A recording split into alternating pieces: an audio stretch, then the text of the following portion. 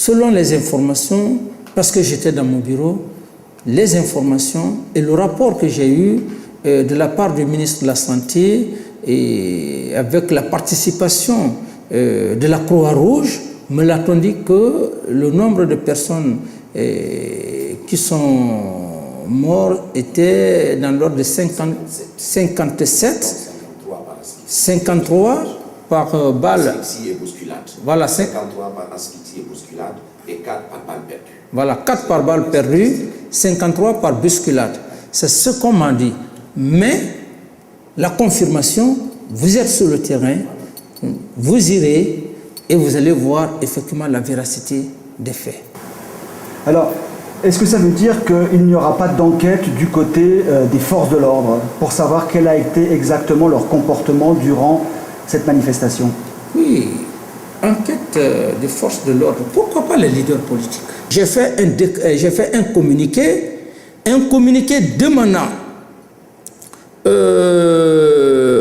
au président des Nations Unies de faire une enquête des événements de janvier, février 2007 passés, pendant que je n'étais pas au pouvoir. Ensuite, le 28 septembre, les événements. C'est-à-dire que la manifestation de lundi et les conditions de sa répression éventuelle vont faire l'objet d'une commission d'enquête que vous allez instituer? D'une commission d'enquête nationale et internationale. Beaucoup de témoignages font état d'une répression sanglante. Les militaires sont accusés, notamment les bérets rouges, d'avoir ouvert le feu délibérément sur les manifestants. Par ailleurs, il y a beaucoup de témoignages de viols de femmes. Quelle est votre réaction? Ma réaction, vous savez, nous avions une armée qui n'a jamais été structurée. 50 ans.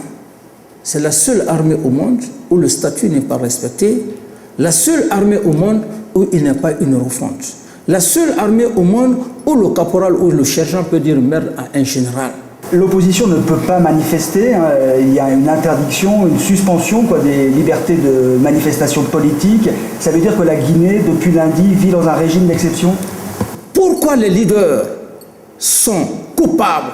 Ils ont été des commanditaires parce que c'était prémédité. La préméditation, c'est quoi?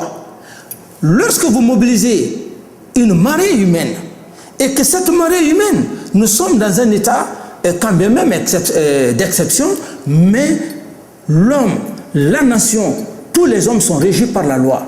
Et lorsque cette marée humaine participe à la marche, qu'ils arrivent à saccager les édifices publics, surtout la sécurité, la police, ils ont saccagé. Est-ce que ça autorise pour autant les militaires à éventuellement ouvrir le feu? S'il vous plaît, ça n'autorise pas les militaires, mais certes, ça prouve déjà qu'il y a l'insécurité, parce qu'il est simplement permis à l'homme en uniforme, aux policiers, d'avoir l'autorisation du port d'armes.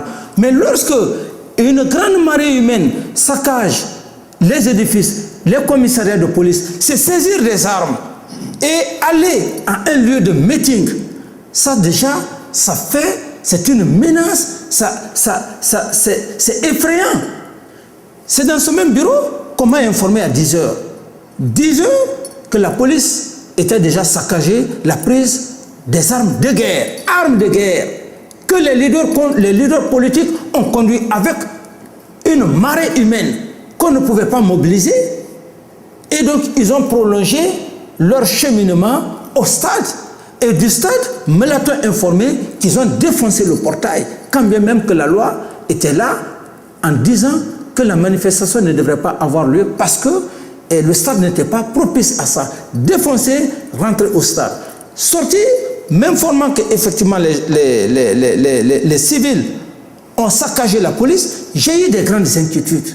Je me suis dit, mais aujourd'hui, ça ne va pas. Et donc, les militaires, comme je vous le dis, cette armée, la France sait, la France connaît, la communauté internationale sait, 50 ans, cette armée n'est pas structurée. Et donc, les militaires sont partis. Il y a eu accrochage très malheureusement. Il y a eu ces cas de mort, ou par balle, ou pointé, ou viol, moi je n'ai pas assisté, et puis finalement par l'asphyxie.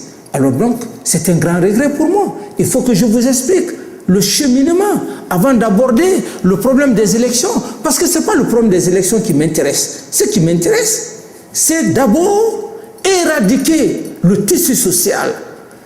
Rien ne sert d'organiser les élections libres et transparentes dans ce pays si il y a ce clan qui tend à l'extrémiste, des fanatiques qui sont là et avec des voiles noirs, qui est d'ailleurs connu que que tous les Guinéens savent, des extrémistes purs et simples qui n'ont jamais peur et qui ont toujours secoué le régime du feu général Lansana Conté. Et leur stratégie, c'est quoi? C'est effectivement leur stratégie. Il fallait alors conduire cette marée humaine pour qu'il y ait accrochage entre l'ordre public et les sympathisants pour que la communauté internationale puisse aujourd'hui parler d'un problème de décès.